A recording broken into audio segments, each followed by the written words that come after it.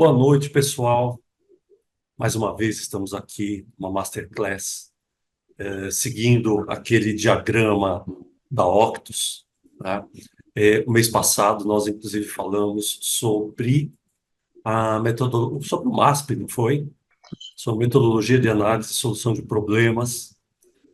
Esse mês, nós vamos conversar um pouco aqui sobre qual o papel do líder, do líder do líder operacional, do líder estratégico, do líder tático na cultura. Qual o impacto desses gestores na cultura da organização? Óbvio, a gente vai conversar um pouquinho sobre o que é cultura, né? E ao final desse nosso bate-papo aqui, eu vou entregar para vocês uma avaliação, né, da cultura organizacional. São 40 questões que eu elaborei. É um pedaço, é um apanhado das questões que a gente faz para poder avaliar a cultura de uma organização, né? Essa ferramenta, nessa avaliação que eu vou entregar para vocês lá no final, ela vai estar dividida em três blocos. Ao longo aqui do nosso bate-papo, vocês vão entender que blocos são esses, cada um com seu peso, né? Mas já vai dar para ter uma ideia interessante sobre aspectos da cultura de onde vocês trabalham, né? E, inclusive, já traçar algumas ações de melhoria da cultura. Eu acho que convém eu dizer de antemão, vou até deixar isso mais para o final, mas vamos lá. Eu já posso até antecipar que uma mudança de cultura, vamos dizer assim, não é algo fácil como mudar um clima, né, numa organização. O clima como é que a gente está sentindo a empresa ali, como é que estão os benefícios, uma coisa ou outra, como é que está o nível de motivação do pessoal, tá? Não que seja fácil, mas é algo que pode ser feito de maneira um pouco mais rápida. A cultura de uma organização, vamos falar aí de uma organização de médio porte, é algo que gira aí em 4 anos, não é algo tão rápido.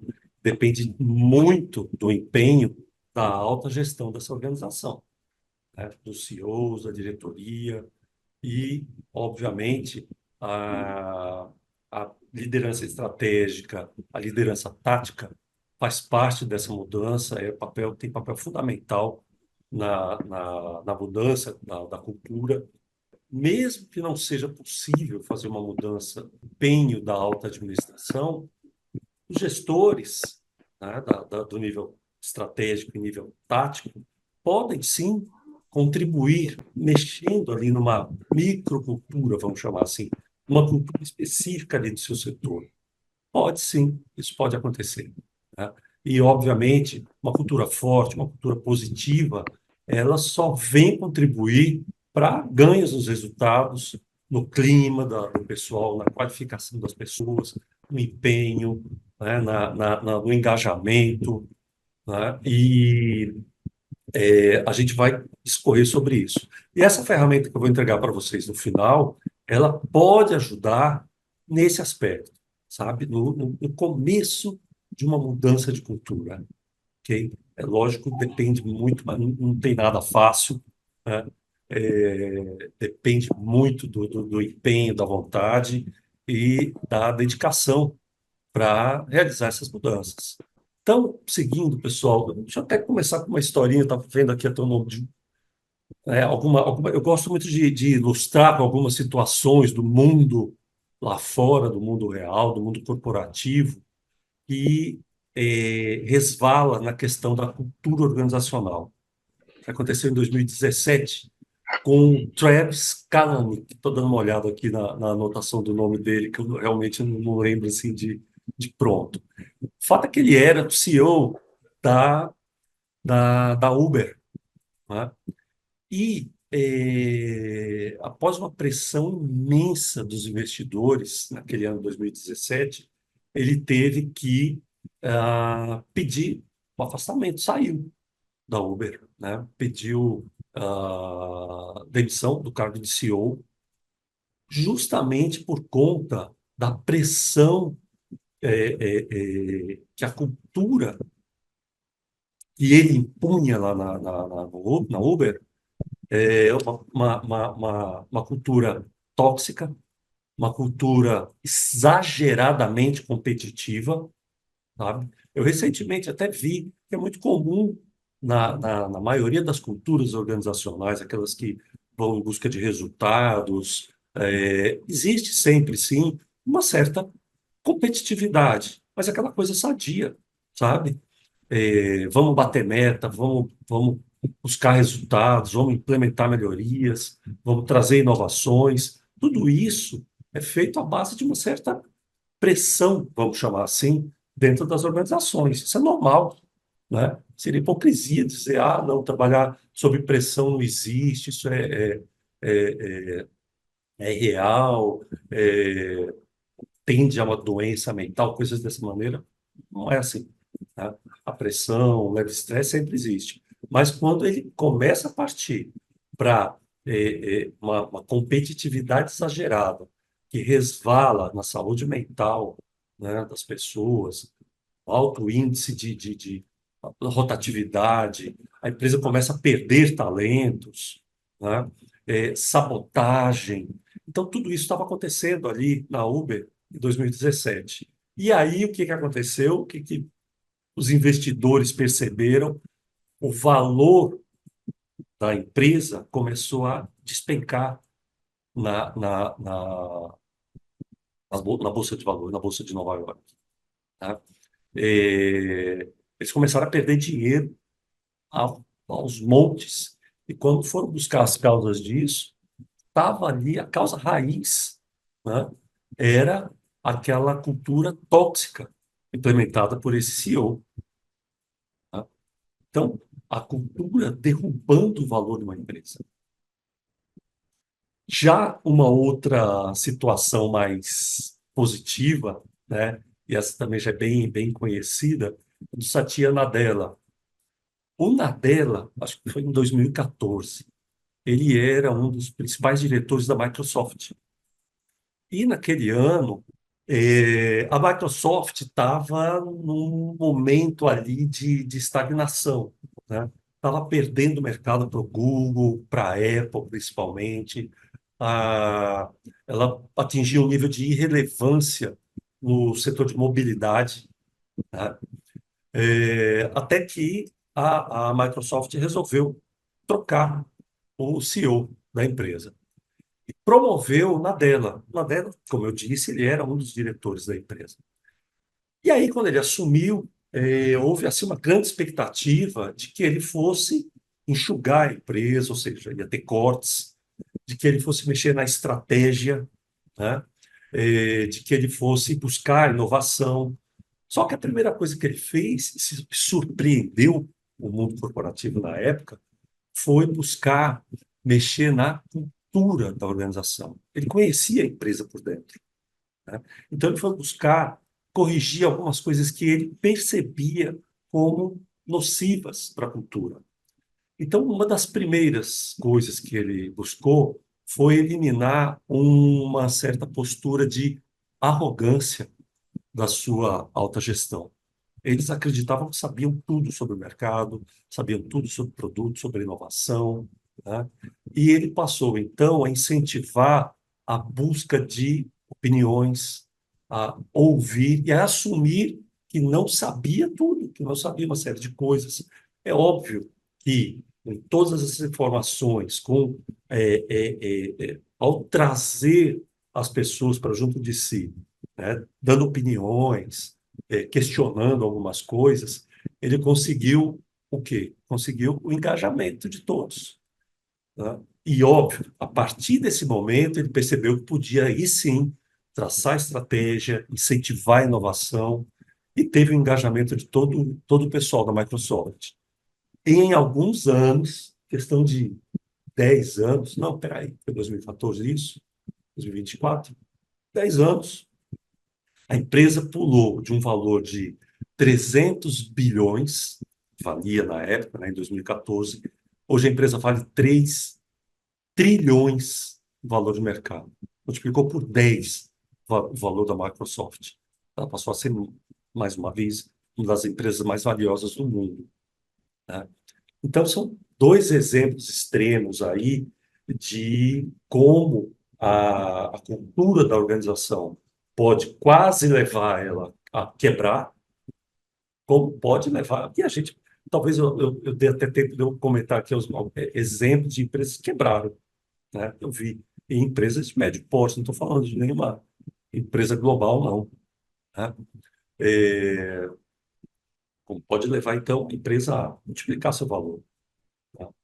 Falar em empresa quase quebrar, eu cheguei a ver, conheci o CEO há um tempinho atrás, em que ele reclamava demais que a equipe dele não tomava iniciativas, não criava, né? Era uma equipe muito pouco criativa, e ele queria muito que ele tinha até como um dos valores declarados lá na estratégia dele, um dos nossos valores é o espírito de inovação, né? Espírito de inovação. Você conta com o quê? Você conta com pessoas que estão ali o tempo inteiro buscando um Kaizen, né, no seu dia a dia, buscando grandes inovações, dando ideias, pensando em maneiras mais eficazes de produzir, de conduzir processos, né? É assim, é isso que você espera quando um dos valores é esse.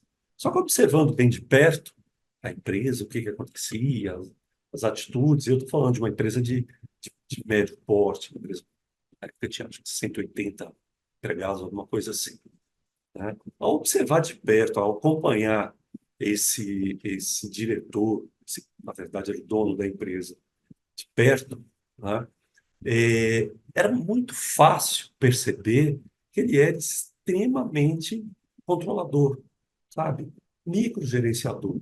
Ele queria saber de tudo que estava acontecendo, em praticamente tudo. Ali no operacional ele se enfiava, queria saber o que estava acontecendo e dava opinião sobre o que ele achava, como é que tinha que acontecer a coisa, né? Depois ele cobrava que fosse feito da maneira que ele pediu, sabe? Às vezes até sutilmente. Mas só que o que acontecia? Ele estava ali colocando a sua visão, aquilo que ele achava que era inovação ou processo correto, enfim. Ele dizia em palavras miúdas o seguinte: olha, eu aponto o que precisa melhorar, ser melhorado. Olha, eu não confio em você. Eu, particularmente, quando eu vejo um gestor que microgerencia, que ele quer saber de detalhes, é ele que tem que tomar as decisões do dia a dia, não necessariamente as decisões da autogestão, mas as decisões táticas, muitas vezes, né? Ele está passando o recado de que ele não confia. Qual é o funcionário, qual é o colaborador que vai realmente se engajar, inovar, buscar melhorias, se ele recebe esse recado diariamente do dono da organização? Eu não confio em você. Esse é o recado, né? Você está aqui para executar, não para pensar. Eu entendo microgerenciamento por esse caminho aí, sabe? O microgerenciamento pode ser até um tema de novo bate-papo da gente aqui, né? Cabe muito, dá pano para manga quando se a gente começar a conversar sobre isso, tá? Eu vou compartilhar com vocês aqui os slides. Então, vamos lá, gente. A cultura que gera resultado. Então, o impacto silencioso da liderança, tá? Eu não vou ficar aqui todo o tempo falando sobre a cultura, mas sim como os líderes podem impactar na liderança, tá? Qual é a relação dos líderes na cultura da organização? Então, hoje você vai descobrir como moldar intencionalmente uma cultura organizacional que gera resultados. E, mais importante, como a sua postura como líder pode ser a maior ferramenta de transformação cultural que pode existir. Como eu disse logo no nosso começo aqui do bate-papo, a cultura da organização ela é muito moldada pela alta administração, pelo CEO, pelo fundador. É ele que vai dar o jeitão de como a empresa funciona, o que é aceito, o que não é aceito, né? Quais são as características, como se decide dentro de uma organização. Ok? Bom, mas eu não sou o CEO, eu não sou o diretor, tá? Entretanto, gestores de nível estratégico, gerentes, supervisores, né, gestores da área de nível tático, também têm uma capacidade muito grande de impactar na cultura. Até porque, é, desde que haja uma cultura já conhecida, e toda empresa tem sua cultura, seja conhecida ou não, né? Desde que haja uma cultura conhecida, cabe a esses gestores fomentar a, a prática do que se entende como práticas da cultura dessa organização, tá? E existem várias situações em que, por exemplo, o gestor ou diretor de uma determinada unidade, de uma determinada filial, ou mesmo um supervisor ou gerente de um determinado departamento, ele pode sim colocar traços da cultura, né, impactadas por ele na sua equipe. Ok? A gente vai ver melhor isso já já. Então, reflita. Você já parou para pensar que talvez a cultura, caso você viva num ambiente que perceba que ali é uma cultura tóxica, um ambiente onde tem alguma coisa errada, né? Você já parou para pensar que talvez a cultura tóxica da sua equipe esteja nascendo das suas próprias atitudes, mesmo sem perceber? Eu coloquei essa pergunta, ela é bem ousada, né? Bem provocativa. Porque quando a gente fala em cultura, em contribuir ou impactar a cultura como líder, é extremamente necessário que nós tenhamos a coragem de fazer uma reflexão sobre aonde é que eu estou indo bem e onde é que eu preciso melhorar. O que está faltando? Tá? Eu dou feedback da maneira correta, da maneira adequada. Eu dou feedback regularmente. Eu demonstro para as pessoas da minha equipe que sou alguém confiável ou não. Há uma certa distância. Eu conheço os desejos, os sonhos de cada um. Tá? Então, essa primeira pergunta é provocativa até nesse sentido.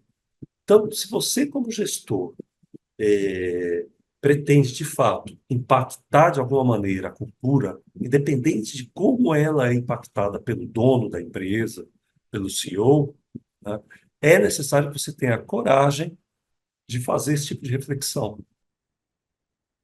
A sua equipe, ela age proativamente ou ela reage às suas orientações?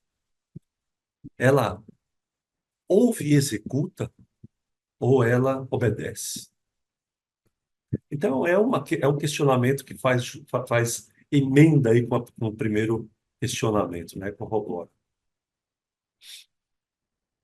E uma terceira, e o que você tem feito de forma consistente para cultivar o tipo de cultura que você deseja ver na sua equipe? O que você tem feito?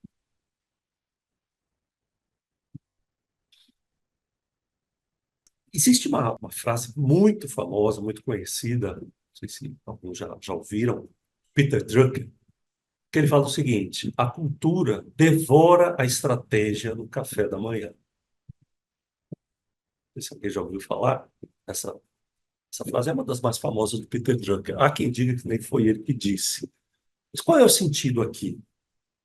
Eu coloquei isso porque lá na estratégia, quando a gente está fazendo um planejamento estratégico, quando o dono da organização está fazendo ali o planejamento estratégico, está empenhado nisso, os CEOs, toda a gestão estratégica da empresa está ali empenhada, ela está vendo ali um futuro, né?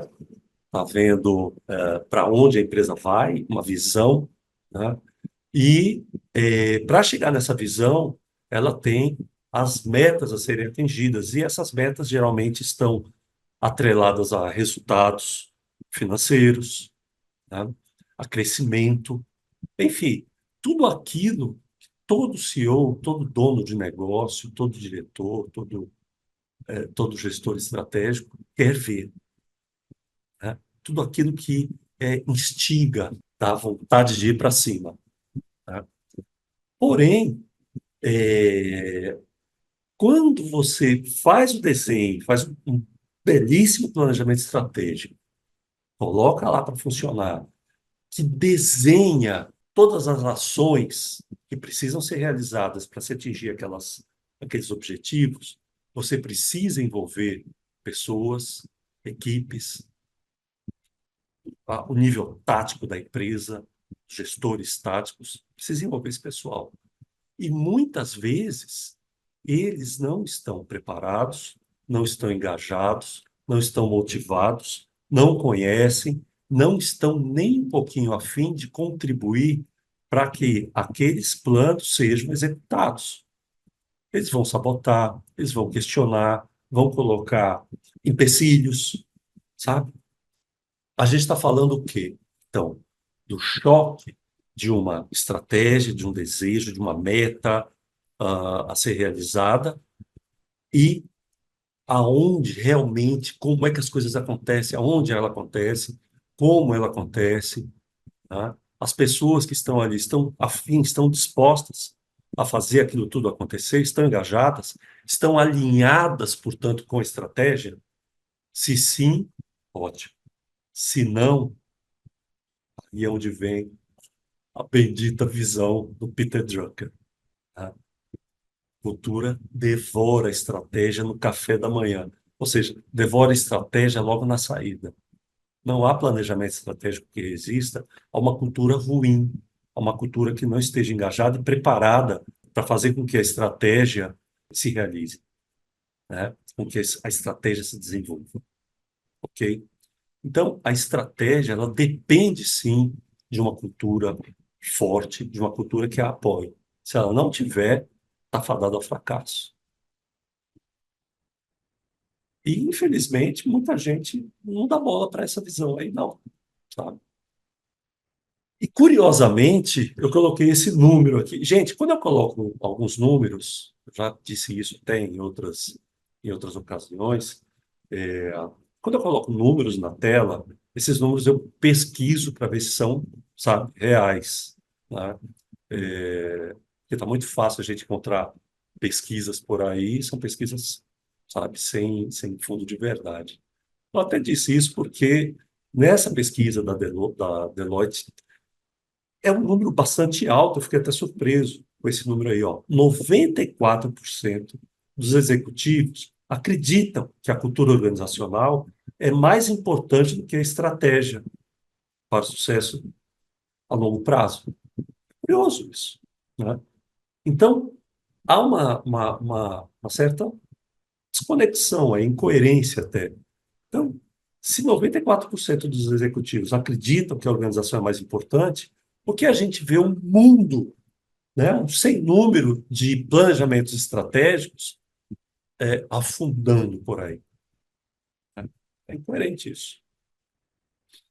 Então, uma condição interessante, uma cultura forte, é basicamente isso que a gente vai imaginar aqui, ó. A gente vai visualizar. Você chega na empresa e encontra o time engajado, trabalhando com valores claros, né, e coerentes com os valores da organização. Então, imagine as pessoas sabendo tomar decisões, decidindo rapidamente. E eu estou falando de pessoas de todos os níveis, do operacional, do tático, né? Principalmente, eles também têm que saber decidir. Alta performance tem tudo a ver com saber tomar decisões.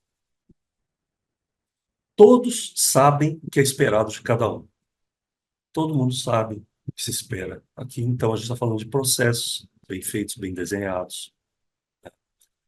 O ambiente é de confiança e cooperação, tá? Aqui a gente já começa a falar da liderança, com mais ênfase. Há uma cultura forte implantada. Tudo isso não acontece por acaso. Tudo isso não acontece. Isso é cultura intencional. Isso é liderança verdadeira. Deixa eu ver aqui. Não, está num slide lá, um pouquinho mais na frente. Mas eu já vou antecipar o seguinte.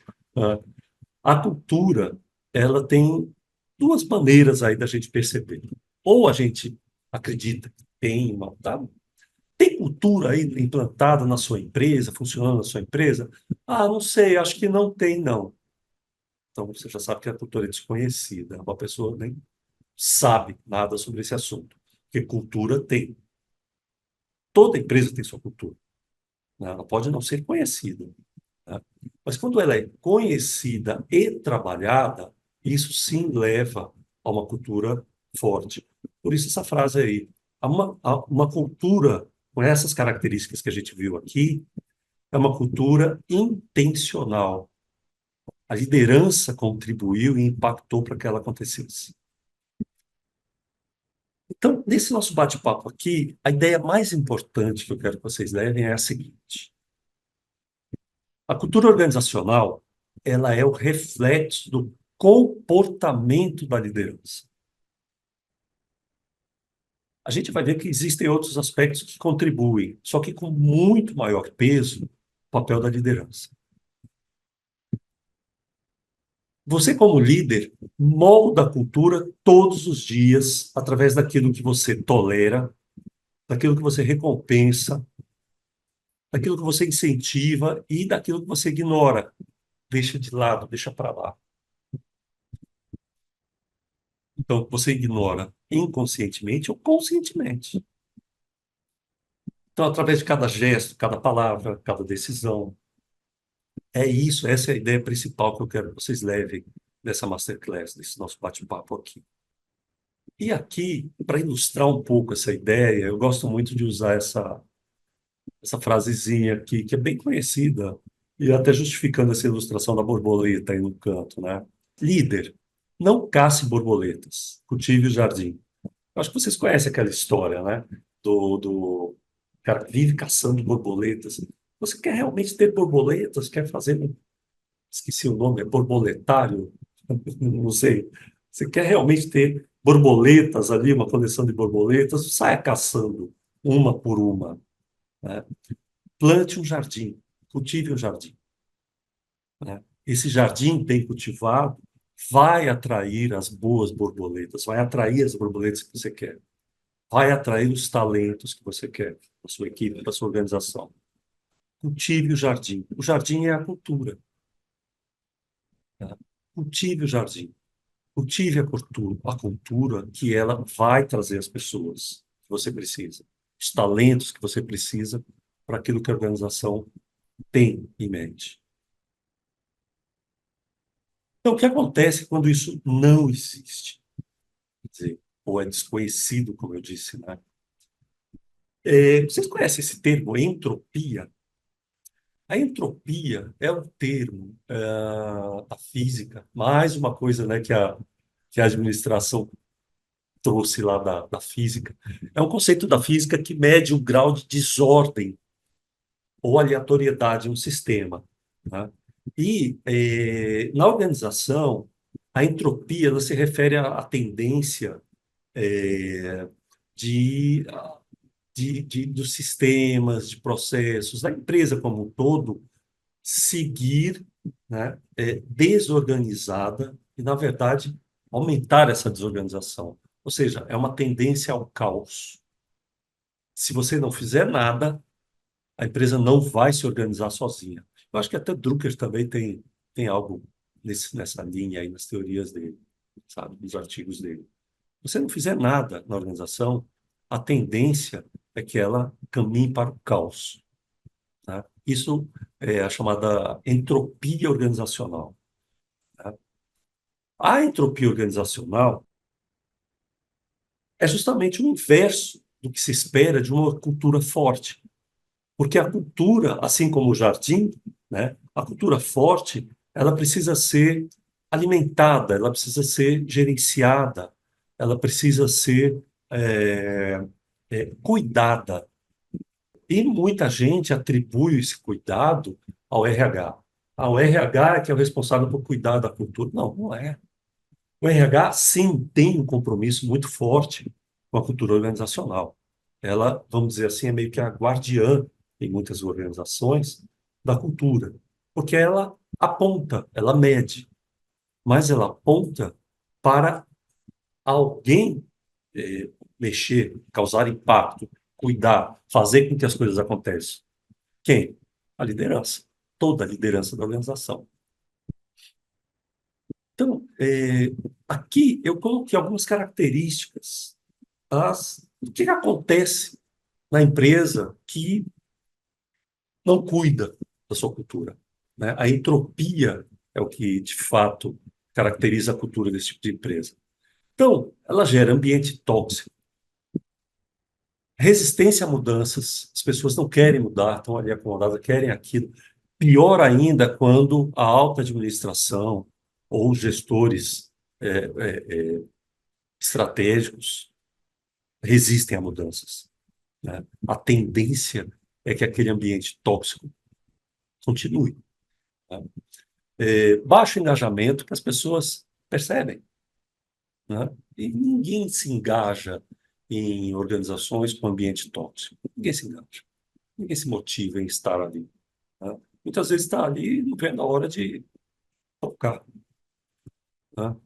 Líderes apagando incêndio, microgerenciamento, né? Eu não confio em você. Ou eu tenho pessoas não qualificadas, né? Não treino adequadamente, então isso aumenta o microgerenciamento, né? E por que que eu tenho esse tipo de gente? Justamente por causa da perda de talentos.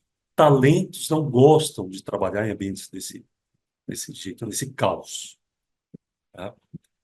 Então, uma cultura forte, ela se caracteriza, em contrapartida, por um ambiente de confiança. Lembrando, isso é um ambiente cultivado, como disse num dos slides anteriores. É um ambiente em que há confiança das pessoas, abertura a mudanças, as pessoas estão abertas a mudanças, disponíveis e gostam de mudanças. O engajamento emocional, as pessoas estão engajadas, gostam e têm orgulho do trabalho que realizam. A liderança é proativa e presente. A delegação acontece, os líderes dão autonomia para as pessoas realizarem, decidirem. É inevitável retenção e atração de talentos, ok? Então, está aí uma comparação bem interessante sobre uma cultura forte e a falta de uma cultura forte, de uma cultura cultivada, né? É a entropia, é a tendência ao caos.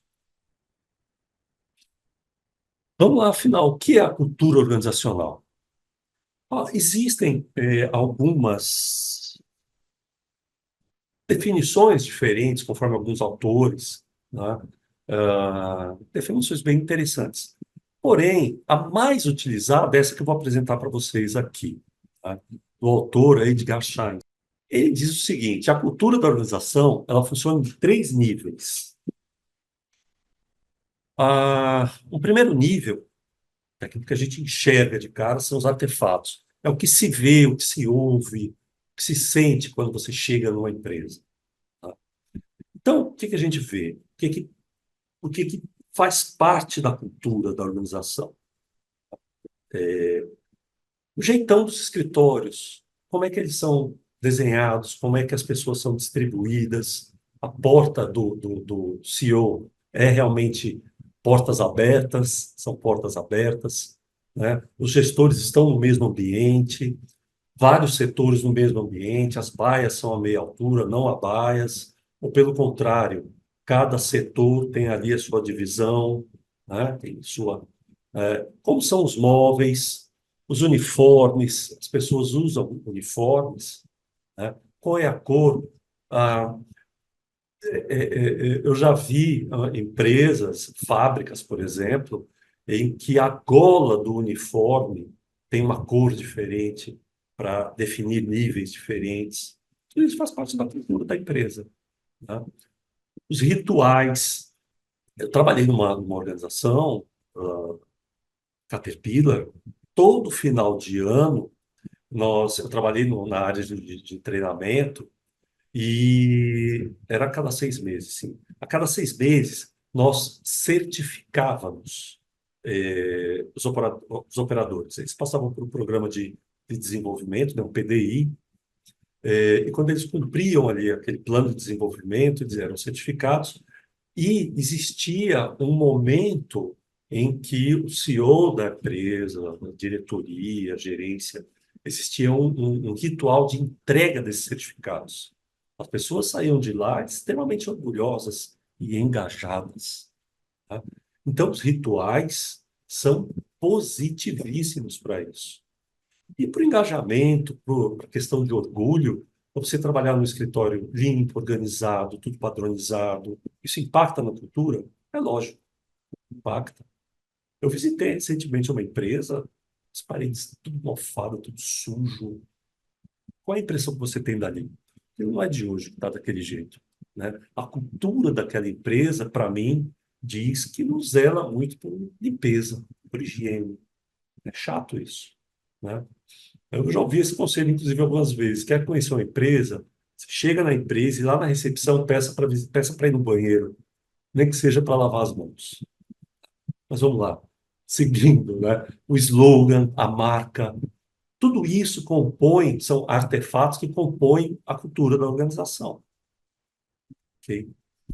Um segundo nível é o nível dos valores, crenças e valores. O que que nós da empresa, daquela organização, dizemos que valorizamos, o que que a gente valoriza, o que que a gente acredita que seja de fato importante. Nós valorizamos pessoas que ah, são extremamente competitivas, por exemplo, né? Pessoas que... Eu vou até comentar vou dizer um caso aqui, para vocês terem uma ideia, né, de valores. Pô, chegamos a ter uma pessoa que valorizava demais status, né? Valorizava demais status. E era um gestor, inclusive, era um gerente de compra, se eu não me engano. Era uma coisa exagerada, sabe? Comparando o carro, o que você comprou, comprei minha televisão, comprei isso e aquilo. E isso minava um pouco ali o ambiente. Não era bom, não era positivo. E precisamos dar feedback para ela, sabe? Sobre esse tipo de coisa.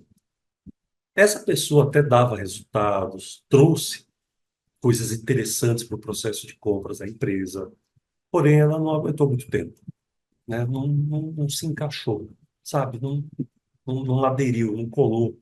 Não aderiu o quê? Não aderiu à cultura da empresa, né? Talvez vocês conheçam pessoas, situações semelhantes, tá? Então, só para entender melhor o que é essa questão dos valores, ok? Um terceiro nível, um nível mais profundo da cultura, e que tem a ver com os valores e crenças, tá? São os pressupostos. Ok? O que que dirige os comportamentos e mais influencia? E que de fato é valorizado e o que é desprezado na organização. A grande diferença em relação ao segundo nível é que esses valores do segundo nível são os valores declarados, tá? A empresa diz que é extremamente... Aquele exemplo que eu dei anteriormente, do gestor que tinha lá, tinha lá a missão da empresa, os valores da empresa, é, valorizamos a inovação, né? Nossa empresa busca inovação em suas ações, aquela coisa toda. Beleza, isso são os valores declarados.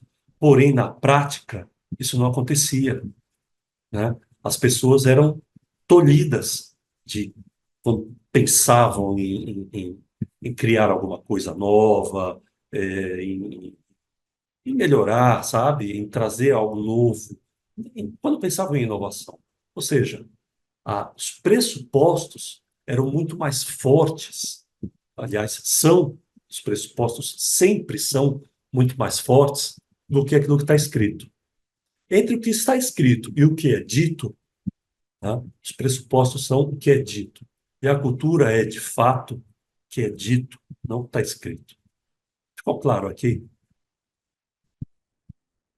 Então, os pressupostos são as crenças sobre como é que as coisas realmente funcionam dentro daquela organização. E vai ser em cima dos pressupostos, gente, que nós vamos trabalhar, ok? Tem até uma observação curiosa que eu gostaria de colocar aqui, ó. A maioria dos líderes, principalmente a alta gestão, tá? É, a gestão estratégica, a maioria tenta mudar os níveis.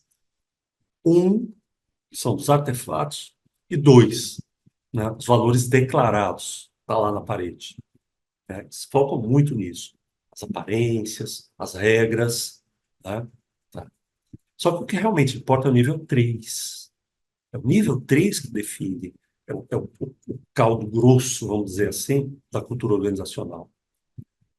As suas ações diárias são a única forma de impactar os pressupostos invisíveis das pessoas. Pressupostos invisíveis são pressupostos que não estão declarados, tá? Descritos em algum lugar. Ok? Então, seguindo. Então, os pressupostos são o conjunto de crenças e valores, aquilo que as pessoas acreditam, de fato, como devem acontecer, como as coisas acontecem dentro da organização, tá? O que elas valorizam, de fato, é, o que realmente acontece, como eu acabei de dizer, e não o que está no papel. O jeito como a liderança faz as coisas acontecerem, tá?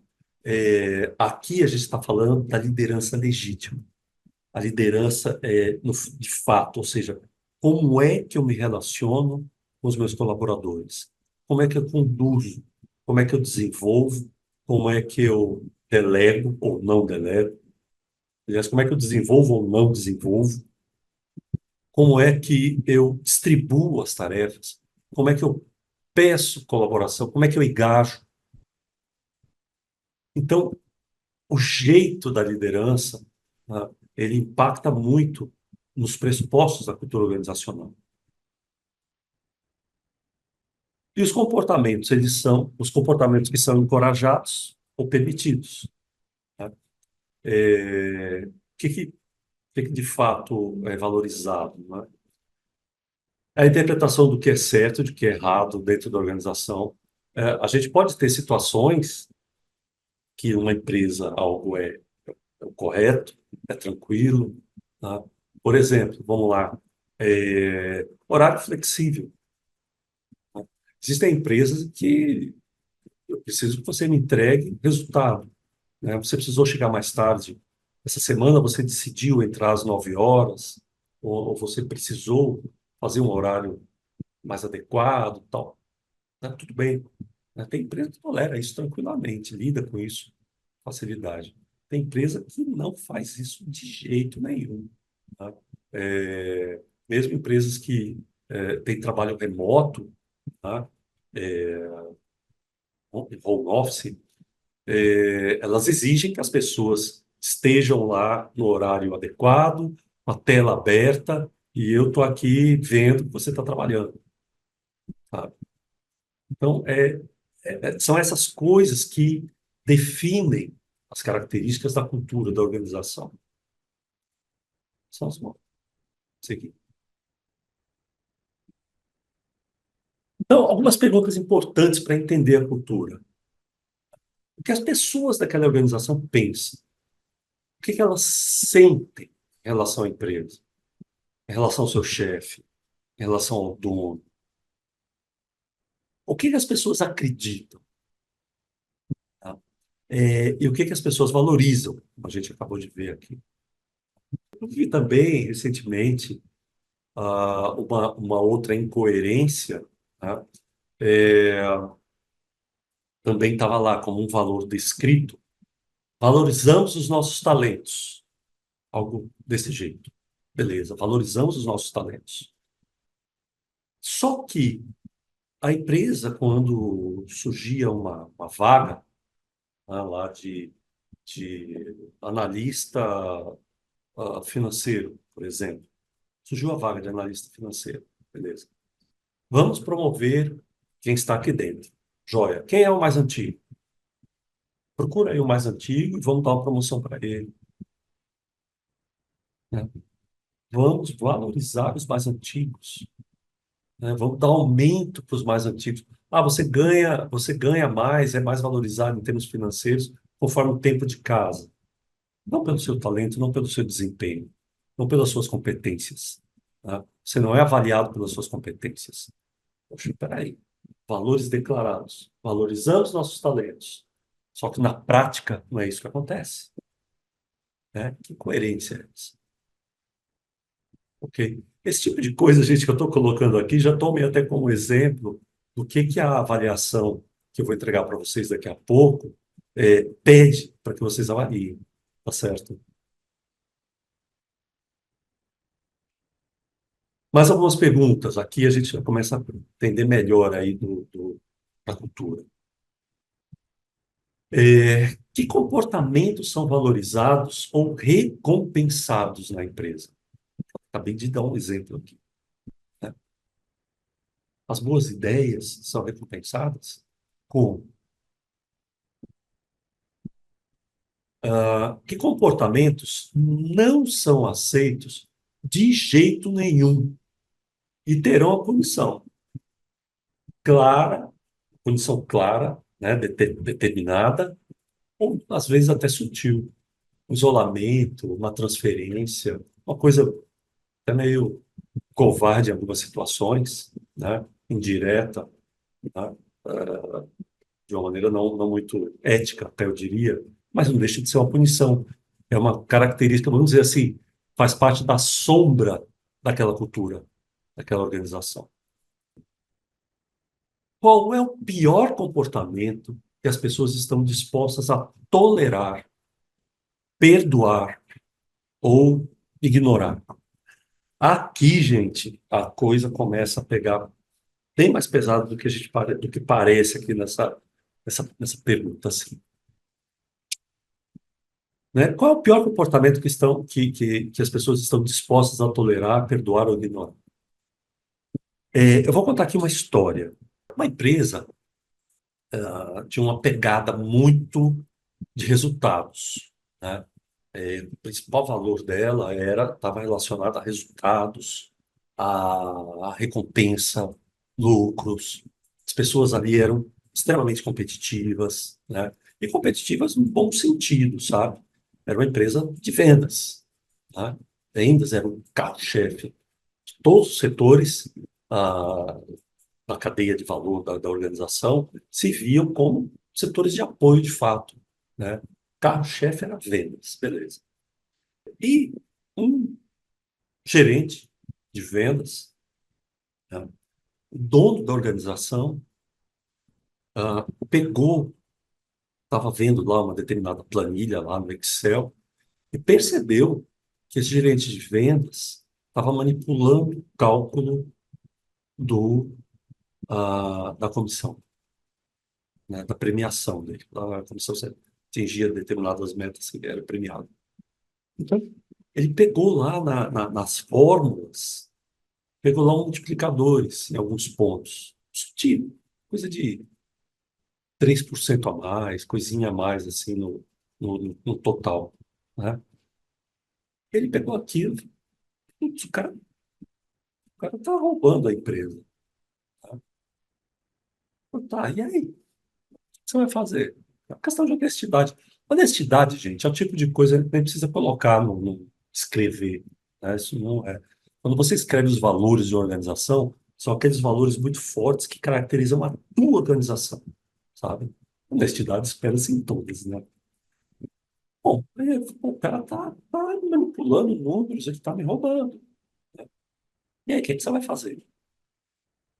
O que o cara fez? Falou, olha, eu vou pegar essa planilha para mim e eu vou passar por cima.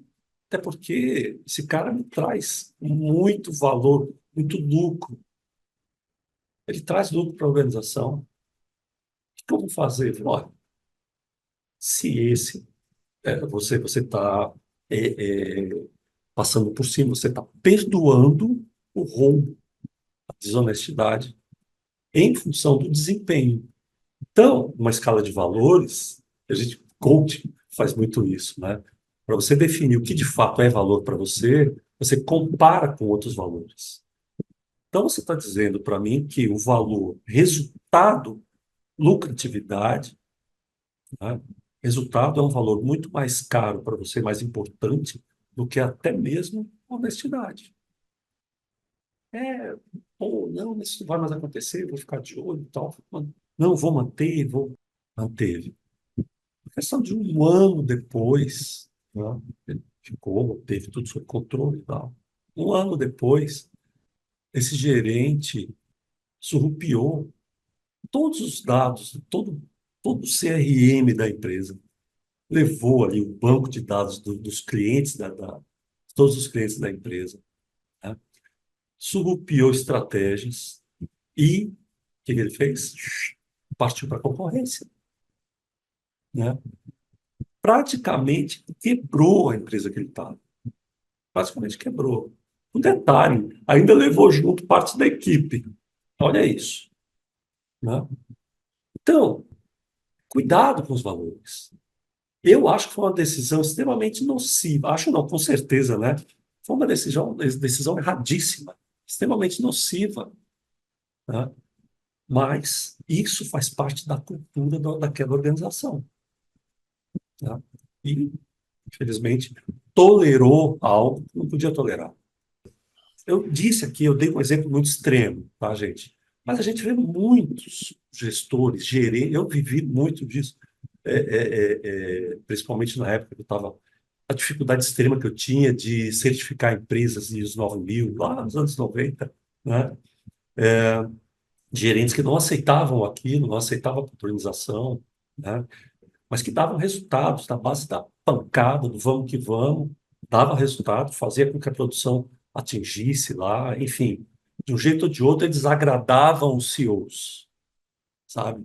Então, os donos toleravam aqueles gestores tóxicos, né, que faziam com que a rotatividade da empresa fosse alta. Eu vi muita sabotagem. Criou-se ali uma cultura em que veladamente algumas atitudes tóxicas eram toleradas. Isso acontece em muitas empresas. A empresa perde, não sabe quanto, né, não mede, né, mas perde e tolera aquela gestão tóxica. Tá? Cuidado, eu foco muito isso. Cuidado com que você, como gestor, tolera, e todo mundo tolera alguma coisa, né? O mundo não é perfeito, nenhuma equipe é perfeita, né? Todo mundo comete erros, pessoas da equipe cometem erros, mas o que é que a gente tolera? Foi bem interessante essa sua colocação, porque assim, seria mais fácil, ao invés de tolerar esse roubo, ele chamar o gestor e dar um aumento de comissão para ele identificar que ele estava errado, que foi, não é que tá o dado, os dados foram pegos ali, e já que ele quer Naquele caso que aquela eu disse, não. necessidade. Porque isso Uhum, aconteceu, eu estava numa indicação da diretoria da empresa, um vendedor para a gente lá, aham, e quando chegou ele, excelente vendedor. Só que quando chegou no finalzinho para dar aquela cereja do bolo, ele disse: "Não, e se você quiser a partir de amanhã eu saí da empresa, estou com todos os clientes da empresa aqui comigo e já tem é pedido". isso. Aí eu peguei, Já tem pedido. agradeci, liguei para os diretores que me indicaram lá, o rapaz, e disse: "Olha, eu costumo contratar caráter, porque treinamento a gente dá, né? Então eu costumo contratar caráter. Então esse cara pode ser o melhor vendedor, mas comigo dessa forma não trabalha, porque justamente ia acontecer o que ele fez com essa empresa. Na hora que ele É, saísse da nossa, ele ia levar tudo. Aí chega, vem um filme agora na cabeça assim de foi aí, já, ó. é, aí Só que até você não hoje fez igual aquele CEO lá que ficou calado, né? não, Você de chegou a forma falar com o alguma. cara. porque eu gosto de contratar caráter, né? Porque Uhum. todo mundo é treinável, né? É, Mas caráter exatamente. não. Não. Uhum. Caráter não. Então, como você bem falou, honestidade faz parte do caráter. Não é É.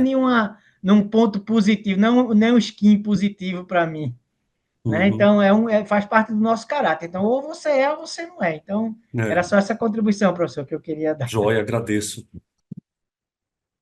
Mas obrigado pela contribuição, Heródoto. Joia. Então, outra pergunta bem interessante que aponta, dá ideias de como é a cultura da organização. Onde o tempo é dedicado? Onde as pessoas, onde os gestores dedicam o seu tempo? Né? Quanto tempo dedicam desenvolvendo pessoas? Por exemplo, eu conheço organizações que contratam empresas para dar treinamento lá, treinamento técnico, enfim. Só que os treinamentos só podem acontecer fora do horário de expediente. Sabe? Aí já é questão de valores. Eu acho que se eu vou desenvolver um profissional, uma competência da qual eu vou ser beneficiado, né? Vai ser para crescer a minha empresa, né? Eu entendo que o treinamento deva ser dentro do horário de trabalho. Né? Ah, mas eu estou qualificando a pessoa, estou capacitando, dando novas competências e ela pode, inclusive, quando sair da empresa, ela vai levar junto e tal. Tudo bem, é uma outra forma, é uma outra forma de encarar tempo, né? Tempo de reunião, quantas pessoas se dedicam, gastam tempo em reunião. Devo confessar que fez parte da minha empresa, eu não gostava, não consegui mudar, né? As pessoas gostavam de fazer reuniões de 4, 5 horas seguidas, 2, 3 dias seguidos na semana, muito tempo, né? Reuniões mal planejadas, isso gasta tempo. Então, onde o tempo é dedicado para fazer o quê? Né? Se a gente já começa a ter uma noção de como é as características da cultura. Quais as prioridades em tempos difíceis? Tem empresa que, em tempos difíceis, a prioridade é mandar a gente embora. Vamos cortar custos aí. Corta custos. Né? Corta o setor da qualidade, por exemplo. Gestão da qualidade, que é um setor que é puro centro de custo. Corta, gestor de processo, gestor de qualidade, pode cortar, manda embora. RH, então, né, não vou contratar mais gente, manda RH embora. Uma coisa muito bacana que eu vi na Caterpillar, mais uma vez, eu enfrentei uma crise em que a fábrica, aquela empresa tinha perto de 5 mil pessoas, né? E deixou-se de vender trator, não se vendia, não tinha, não exportava nada. A empresa ficou vários meses sem vender nada. Sabe o que a empresa fez? Pegou o pessoal, o pátio da empresa, né? O pátio onde fazia os testes, os tratores, aquela coisa toda, era de paralelepípedo. Pegou o pessoal para tirar os paralelepípedos, recapear a fábrica, limpar, sabe? Modernizar algumas coisas. É óbvio que a empresa tinha muita grana, a empresa americana, mas ela não precisava fazer isso. E ela tinha um refeitório imenso, né? O refeitório, naquela época, passou a ser sala de aula. Foram meses e meses e meses de treinamento técnico. Eu dei muito treinamento, né? Para, assim, turmas de 50, 60 operários sobre geometria, sobre desenho técnico, sabe? Né? Então, em tempos difíceis, o que que a empresa prioriza? Outra pergunta, até que ponto as pessoas podem assumir riscos, cometer erros? Né? Ah, a minha empresa eu valorizo lá, inovação. Então, você permite que as pessoas arrisquem, testem e cometam erros. Né? É lógico que quando a pessoa, quando o gestor permite que alguém da sua equipe, ou que a equipe cometa erros, é porque antes ele preparou muito bem, ele qualificou muito bem a equipe, né? De tal maneira que minimize a possibilidade de pessoas que sabem tomar decisão, que sabem fazer testes, né? Ok? O que é celebrado e o que não é celebrado? E por quê? Né? Isso também aponta. Eu visitei também uma empresa há um tempo atrás, estranho, eu fui lá, visitei a empresa e tinha assim, olha, esse aqui é o nosso setor de vendas, né? Foi o setor de vendas mais calado que eu já vi na minha vida. O setor de vendas, todo mundo quietinho lá, com o telefone e tal, digitando e tal. Eu estou acostumado com setores de vendas, o pessoal tem uma pegada, discute, grita, telefona e vai falar com é uma coisa mais agitada, né? Eu achei, poxa, que estranho. Ó, mas é, quando o pessoal atinge normalmente as metas, não, atinge regularmente, dificilmente não atinge. Tá? E aí, no final do mês, como é que é? Né? Celebrar de alguma maneira? Você junta? Não, não feito nada, não. A gente só calcula aí a comissão e acabou. Não celebra, né? Tem empresa que celebra pra caramba, né? Ok? Pronto, um outro exemplo, nas lojas que eu tenho, uma das lojas, já ficou meio que uma pequena cultura naquela loja. O chefe lá, o gerente, ele bota para tocar aquela musiquinha do Ayrton Senna, o hino à vitória, toda vez que bate a meta, às vezes bate antes, ele bota a musiquinha lá no grupo, sabe? Então, o que que é celebrado, o que que não é celebrado? Ok? Então, seguindo, e aqui nas perguntas, para fechar essa questão das perguntas, e o que que você valoriza na sua equipe? Tente levantar 5 valores da sua equipe, né? Você consegue? Tente levantar 5 valores. Quais desses valores são inegociáveis? Ou seja, você não cede. Como, por exemplo, honestidade. Eu falei aqui agora há pouco. Finalmente, como é que o líder impacta a cultura na prática? Esse aqui é um dos principais, o fit cultural. O que é fit cultural? Ele é muito mais conhecido na parte de recrutamento e seleção. O fit cultural é a adesão dos valores, das crenças e valores, dos valores das pessoas, né, dos colaboradores, em relação aos valores da organização, né? O quanto eles se encaixam, quanto o funcionário se encaixa em relação à empresa em termos de valores, né? Então, avaliar e alinhar comportamentos ao perfil cultural desejado na contratação. Então, um bom processo seletivo, ele busca identificar, além das competências técnicas, né, ele busca identificar entre os valores das pessoas se batem com os valores da organização, né, com os principais valores fundamentais, né? É, Fit cultural, ele também é trabalhado no onboarding. O onboarding é quando você contrata, né? Você verificou, não, essa pessoa parece que tem os nossos valores, né? Vamos contratá-lo. Ah, beleza, né? O onboarding é o que antigamente a gente chamava do período de integração, né? Programa de integração. Olha, esse aqui é a empresa, esse aqui é o seu lugar. Então, no onboarding, mostre para as pessoas contratadas, já é o primeiro momento de deixar bem claro quais são os valores, né? Como é a cultura, né? Divulgue a cultura. Aqui já estamos falando não só dos pressupostos, mas dos valores, dos artefatos, tudo que compõe a cultura, né, no onboarding. A avaliação de desempenho das pessoas, a avaliação de desempenho em vários momentos. A gente faz uma avaliação de desempenho, inclusive, no período de experiência, né, para ver como é que a pessoa está se saindo e tal. Então, os valores também devem estar ali, sendo avaliados na avaliação de desempenho. A promoção, quando a gente promove alguém, a avaliação também é em cima dos valores, né? Não só da questão técnica, não só do preparo. Uma outra forma como o líder impacta a cultura, né? Liderar com coerência. É aqui que aquela velha história do ser um exemplo se torna parte da cultura.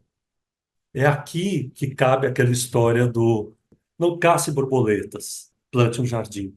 As pessoas, elas agem com base naquilo que elas enxergam do seu líder, não naquilo que elas ouvem, nas atitudes que elas enxergam. Então, liderar com coerência, ou seja, é agir de acordo com aquilo que você fala, daquilo que você falou que são os valores, daquilo que você espera, né?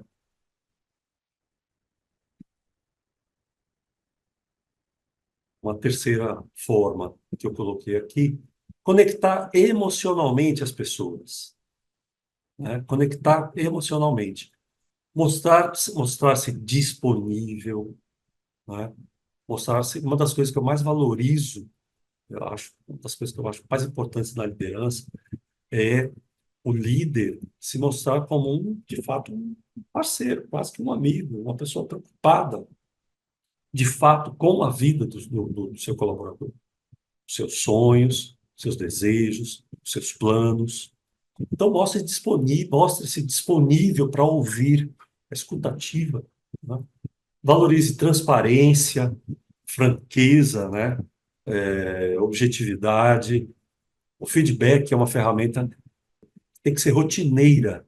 Não deve ser o feedback não deve ser aquilo que acontece quando eu vou fazer uma avaliação de desempenho, sei lá, a cada 6 meses, a cada ano, né? Espero 6 meses para dar um feedback sobre algo que aconteceu há tempos atrás.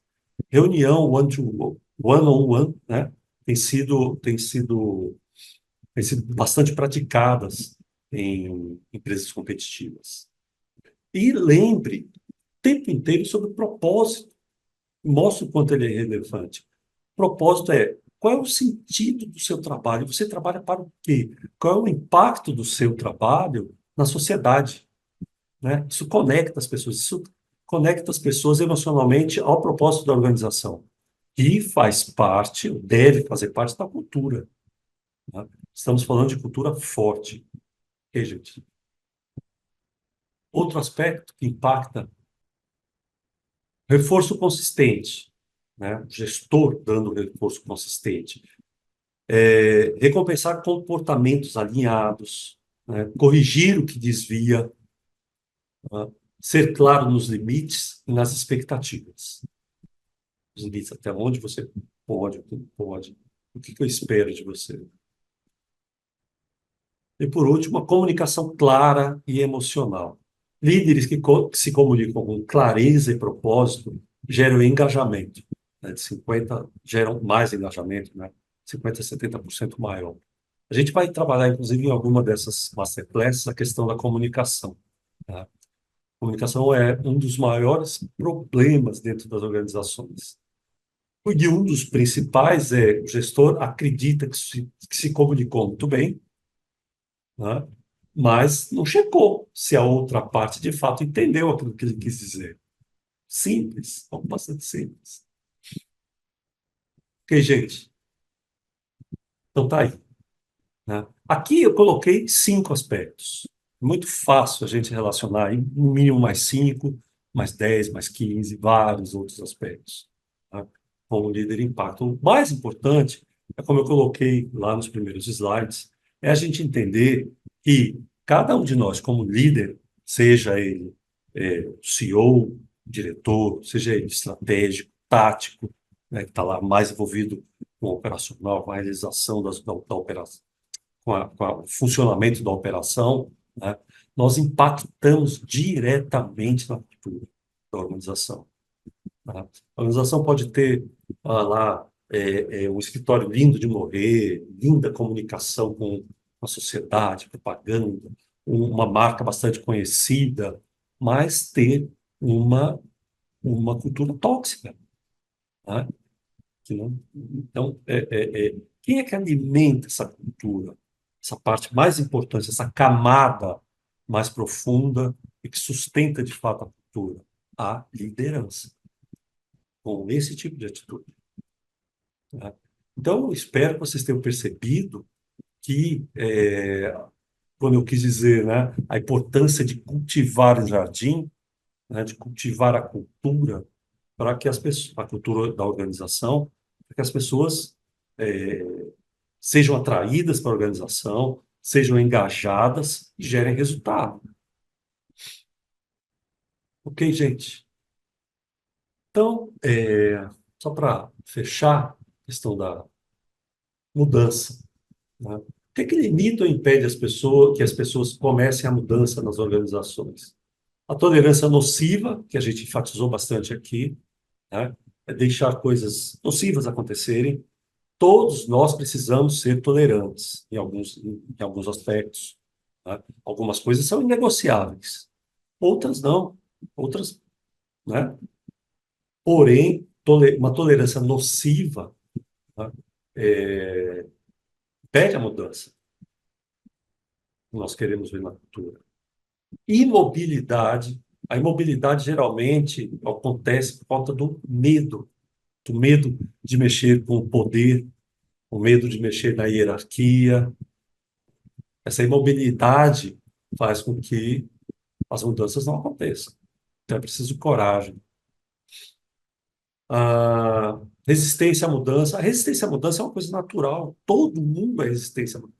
Quer ver uma dinâmica que eu já fiz, que eu achei interessante no auditório? Está lá no auditório, tal, um monte de gente. Pessoal, eu vou pedir para que vocês mudem de cadeira. Venham uma cadeira para frente. Para mudar de cadeira, as pessoas já têm resistência. Imagina fazer uma mudança na cultura. Ok? E o pessimismo. Ah, mas aqui, na minha empresa, aqui não funciona. Aqui não dá certo. E o dono lá não vai aceitar esse tipo de coisa, né? Tenta, seja otimista, experimente, mostre, encontre uma maneira de vender literalmente a mudança lá em cima, né? E se você não conseguir, faça no seu setor, faça lá com a sua equipe, né? Faça até no modelo. Ok, gente? Então, o segredo da mudança é não focar toda a sua energia em lutar com o passado, mas em construir o novo. Sócrates, adorei essa citação de Sócrates. Então é isso daí, pessoal. A avaliação da cultura organizacional que eu vou apresentar para vocês, repare que até nesse slide aqui, ela começa aí com o nível um, né? Os artefatos, como é que é, os símbolos dentro da sua organização. Você vai fazer essa avaliação. Depois o nível 2. Repare que aqui tem um peso de 20%, tá vendo? Tem anotado aí 20. Depois tem o nível 2, que são os valores declarados, os valores conhecidos, aquilo que é treinado, tal. Todo mundo sabe como funciona. Tem um peso 3, 30%. E depois uma avaliação um pouco mais profunda, que é a avaliação dos pressupostos. Tem um peso 5, inclusive. Tá? São 40 questões. Tem até um trecho, um fechamento aí dessa avaliação, tem um texto lá explicando que não é uma avaliação que vai delinear a mudança completa da tua organização. Para isso, é conveniente você contratar um consultor, tá? Eu, por exemplo, para trabalhar essa questão da cultura não é nada fácil, não é simples, né? Mas já é uma ferramenta interessante para vocês começarem a semear essa mudança. Aqui, mais uma vez, lembrando sobre o método Lideroctos, é um método que aqui na Octus a gente segue para o treinamento e desenvolvimento de liderança. São 8 grupos de competências que a gente desenvolve. Obviamente, esses grupos não são necessariamente todos que devem ser realizados, né? A gente pode realizar o 1 e o 2, principalmente, são fundamentais para a liderança. E também trabalhamos aí com estruturação de RH estratégico dentro das organizações. Aqui a gente não está falando de gestão de pessoal, o departamento pessoal, como é conhecido, mas sim gestão de pessoas voltados para a estratégia, ok? Desenvolvimento de pessoal, people analytics, cultura, tá? Ok? São os dois grandes produtos ou serviços da Octus. Ok, gente? Então, tá aí mais uma vez os meus contatos. Eu trabalho muito, eu gosto muito de usar o LinkedIn. Então, quem puder me visitar lá no LinkedIn, eu vou adorar, né? É óbvio que também, né? Através do meu site, no Instagram, eu coloco algumas coisas lá no Instagram, né? Alguns resumos. E no YouTube tem aí a gravação, para quem não assistiu, quem quiser assistir as masterclasses anteriores, eu acho que tem umas 6 masterclasses lá e alguns recortes também, né? Fica à vontade, eu vou adorar, né, ter lá. Deixa lá um comentário, eu agradeço muito. E que eu pude contribuir, vou agradecer imensamente. Ok, pessoal? O que é que tem aí no chat? Poxa, que legal. Tem Lucas, boa noite, mais uma vez. Sou o Lucas, residente de Ribeirão Preto, né, Lucas? Realmente não atuo em nenhum cargo de liderança, mas estou me preparando para isso. Por isso, na vida é uma preparação. Quem se prepara sai na frente. Perfeita a sua colocação, Lucas. Eu espero, a partir desse material, você ter participado aqui dos nossos encontros, eu espero que esteja lhe ajudando ali, esteja enriquecendo, ajudando a sua preparação para assumir uma posição de liderança, sim. Lembrando que a liderança, muitas vezes, até a maioria da liderança não é necessariamente um cargo formal, né? Você pode liderar um projeto, liderar uma equipe, né? Liderar umas situações. É um bom tempo no mercado. Deus te abençoe muito e muito sucesso para você nessa longa jornada. Cara, muito obrigado, Lucas. Muito obrigado mesmo. Bom, pessoal, só para concluir, como eu disse, eu peço para que vocês coloquem aqui embaixo no vídeo, aqui no YouTube, né, algum comentário e tal. Esse material sobre cultura organizacional, ele faz parte do trabalho que eu faço quando a gente está reestruturando o RH da organização. Como eu disse, o RH ele é o guardião da cultura, em alinhamento com os gestores, em alinhamento com a alta administração.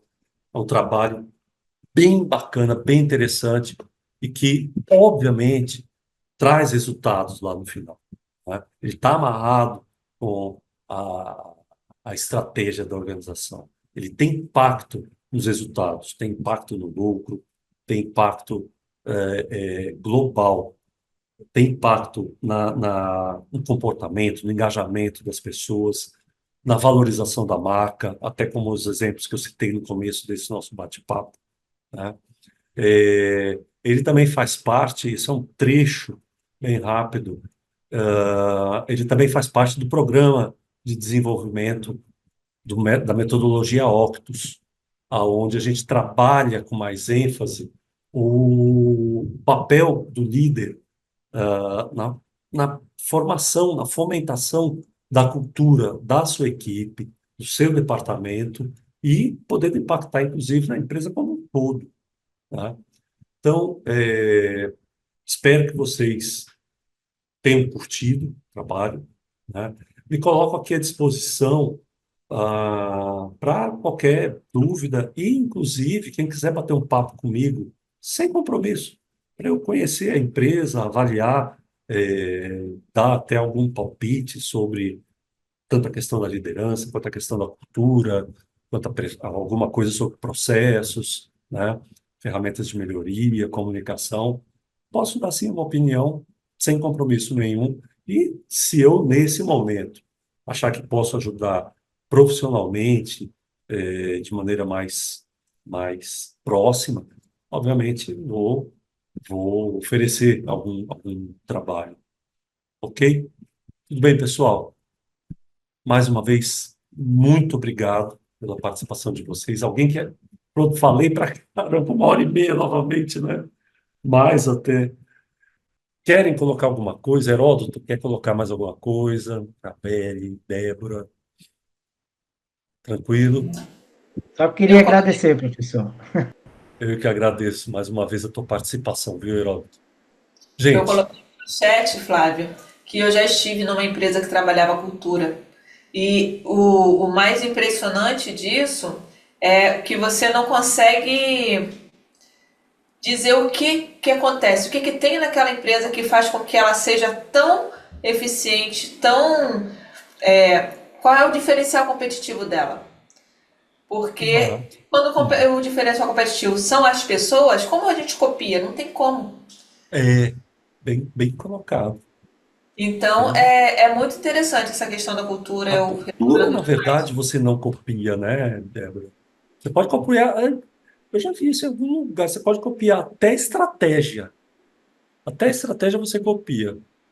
Copia, você até rouba, como a gente viu aqui, carteira de clientes, se for o caso, você surrupia um monte de coisa até, né? Ou copia, né? Produto, enfim. Mas a cultura, duvido. Você pode até copiar um ou outro, principalmente dos artefatos, né, visíveis, tal, né? E muitas vezes, acredito até, você copia a cultura e acha que copiou a cultura e se frustra. Pô, por que lá dá certo aqui não? Ok, gente. Pessoal, mais alguma colocação? Vamos descansar. Pessoal, mais uma vez, muito obrigado pela participação de vocês, pelos comentários e boa noite, bom descanso a todos.